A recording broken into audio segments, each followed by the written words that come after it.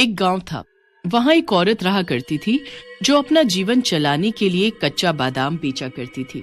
कच्चा बादाम ले लो, कच्चा बादाम, कच्चा बादाम ले लो, कच्चा बादाम। अरे ये बादाम खाओगे तो सारे बादाम भूल जाओगे। ले लो ले लो, कच्चा बादाम ले लो, कच्चा बादाम। सुनो आंटी, 10 का बादाम मुझे दे दो। अरे हाँ बेटा, ये लो, तुम तो बहुत ही अच्छे बच्चे लगते हो। ये लो, तुम थोड़ा ज्यादा ले लो और हमेशा आते रहना। अक्सर हेमा बच्चों को ज्यादा बादाम दे दिया करती थी। उसको बच्चे बहुत ही अच्छे लगते थे। अरे रुको बादाम वाली, मुझे भी बादाम दे दो। हाँ तो भैया, मैं कहाँ भाग रही हूँ। अरे ओ बादाम वाली, क्या तुम मुझे भी थोड़ा बादाम दे सकती हो? मुझे बहुत भूख लगी है, पर हाँ, मेरे पास पैसे नहीं हैं। अगर तुम मुझे बादाम खिला दोगी तो भगवान तुम्हारा भला करेगा। आप परेशान ना हो, मेरे बादाम से अगर किसी का पेट भरता है तो ये तो मेरे लिए खुशी की बात है। लीजिए, आप ये बादाम खा लीजिए। हेमा रोज अपने घर से शहर जाती थी और रास्ते में कच्चा बादाम बेचते हुए जाती थी। उसके पास एक बड़ा सा टोकरा भी था जिसके अंदर बहुत ढेर सारा बादाम लेकर जाया करती थी। भाई साहब, जरा मेरा टोकरा उठाने में मदद कीजिए, तो बादाम ज्यादा हो जाते हैं तो उठा ही नहीं पाती हूँ। टोकरा उठाते हुए हेमा धन्यवाद कहकर चली जाती है। कच्चा बादाम ले लो, कच्चा बादाम, कच्चा बादाम ले लो, कच्चा बादाम। अरे हेमा, तू आ गई? चल अब बादाम दे दे, कब से इंतजार कर रहे थे। हाँ मुझे भी दे दे, पता नहीं तेरे बादाम हम ना खाएं तो मजा ही नहीं आता है। अब तो आदत सी हो गई है। हाँ तू बता कि तेरे बादाम इतने मीठे कैसे होते हैं, कहाँ से लाती है ये तो बता। हाँ हाँ बोल, हम किसी और का बादाम लेते हैं तो वो या तो खराब निकल जाता है या तो बेस्वाद होते। बस आप लोगों का प्यार है। ये बात एक लड़का सुन रहा होता है। वो रोज नोटिस करता है हेमा को। उसको भी उसके बादाम अच्छे लगते हैं, लेकिन जब वो कभी भी पूछने पर अपने बादाम का राज नहीं बताती है तो वो तय कर लेता है कि वो पता करेगा कि वो बादाम कहाँ से लाती है और उसके बादाम इतने मीठे किस कारण से हैं। अच्छा, अब मैं भी घर चलती हूँ, शाम होने लगी है, बहुत दूर जाना होता है। चलो, अब वो घर जा रही है, उसके पीछे चलता हूँ। वो हेमा के पीछे जाने लगता है। जाते जाते वो देखता है कि वो एक घर में घुस गई है। अरे ये तो एक घर में घुस रही है, लग रहा है वही उसका घर है।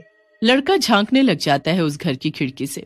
वाह, आज तो सारे बादाम बिक गए, पर आगे के लिए काम करना पड़ेगा फिर। इतना बोलकर वो अचानक से एक सुंदर लड़की का रूप ले लेती है और खुद को शीशे में निहारने लगती है। लो, हो गई मैं तैयार।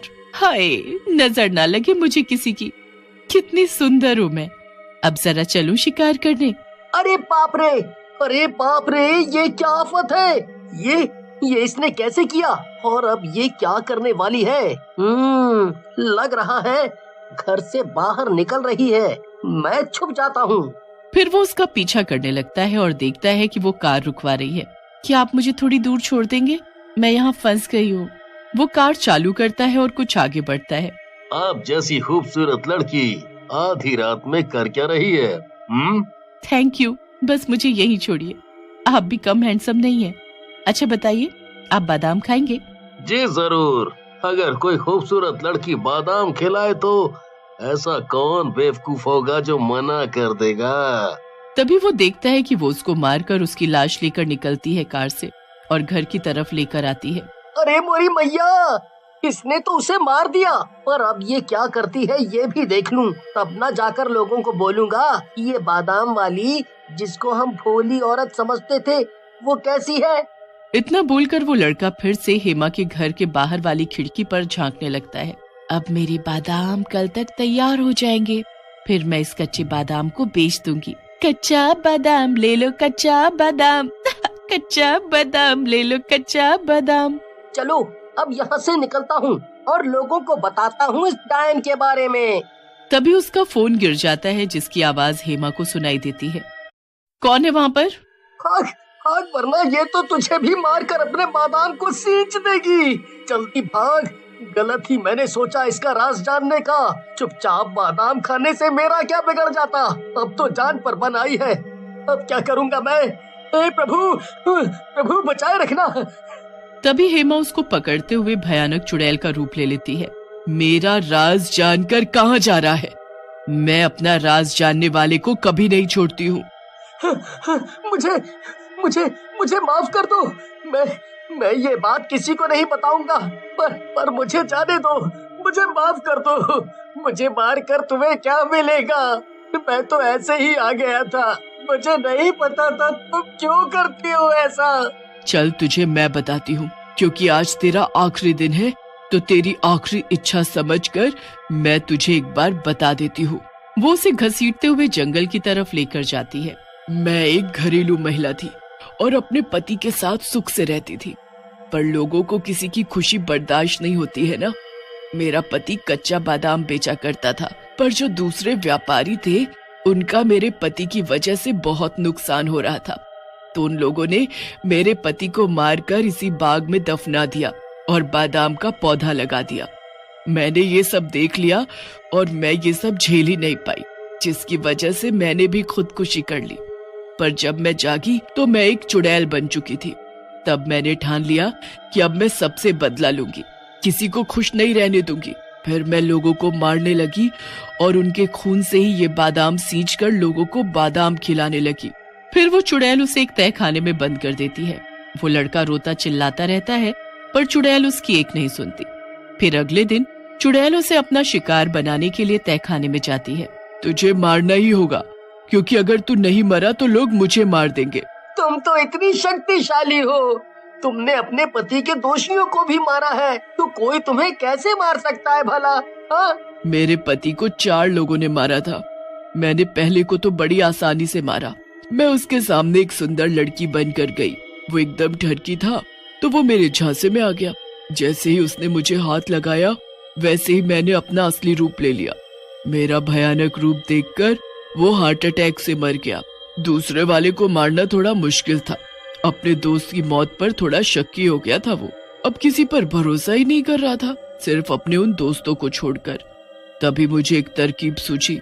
मैंने उनमें से ही एक दोस्त का रूप बनाकर उससे मिलने का सोचा और फिर मैं उसे जंगल में लेकर जाने लगी। पर वो जंगल आते आते समझ गया कि वो मरने वाला है और भागने लगा। मेरे चंगुल से कोई नहीं निकल सकता, पागल आदमी। मैं चुड़ैल हूँ, इंसान नहीं। मैंने उसे पकड़ ही लिया और उसके पेट में बड़ा खंजर घोंपकर उसका खून कर दिया और उसका खून भी अपने बादाम के पौधों पर डाल दिया। और तीसरे को किस तरह मारा? तीसरे वाले को मैंने एक सुंदर लड़की बनकर अपने प्यार के जाल में फंसाकर एक सुनसान राह पर ले जाकर गाड़ी में उसका खून पी लिया। और बाकी लोगों का क्या किया तुमने? उस चौथे वाले को मारने की जरूरत ही नहीं पड़ी।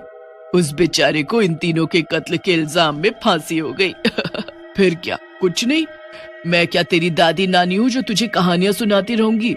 नहीं, फिर भी कुछ तो और हुआ होगा ना, कुछ अलग जो तुम्हें याद हो, या कोई बात जो तुम बताना चाहती हो। मुझे तो वैसे भी मरना ही है, तो जानकारी के साथ मरूं, है ना? यहीं तैयार बैठा हूँ तुम्हारी बात सुनने को। तुम चाहो तो मुझे सब कुछ बता सकती हो। तुम्हारा राज मेरे साथ ही दफन होना है वैसे भी। अरे हाँ, एक बात तो मैं तुझे बताना ही भूल गई। मुझे कोई बेवकूफ नहीं बना सकता और आज तक मैंने अपना कोई शिकार छोड़ा नहीं। और इतना कहकर चुड़ैल उसे भी मार देती है। बेचारा कहीं का, सोच रहा होगा कहानियों के चक्कर में मुझे पागल बना देगा। मेरा राज खोलने चला था ना, अब तो ये भी मर गया। चलो अब इसका भी खून अपने बादाम पर डालूं, फिर कल मुझे ये कच्चा बादाम बेचने भी तो जाना है। फिर अगली सुबह वो चुड़ैल अपने रोज के आम रूप में अपने कच्चे बादाम लेकर शहर की तरफ निकल जाती है। अरे वाह हेमा, आज भी तो टाइम पर अपने बादाम बेचने आ गई। अब आ ही गई है तो शुरुआत मुझसे ही कर। मुझे ही खिला दे अपने कच्चे बादाम। हाँ हाँ, ले लीजिए बादाम। और ये तो बता दे, तेरे बादाम इतने मीठे कैसे होते हैं? हेमा मुस्कुराते हुए अपना टोकरा सर पर उठाती है और आगे बढ़ते हुए गाना गाकर अपना बादाम बेचने लगती है। कच्चा बादाम ले लो, कच्चा बादाम,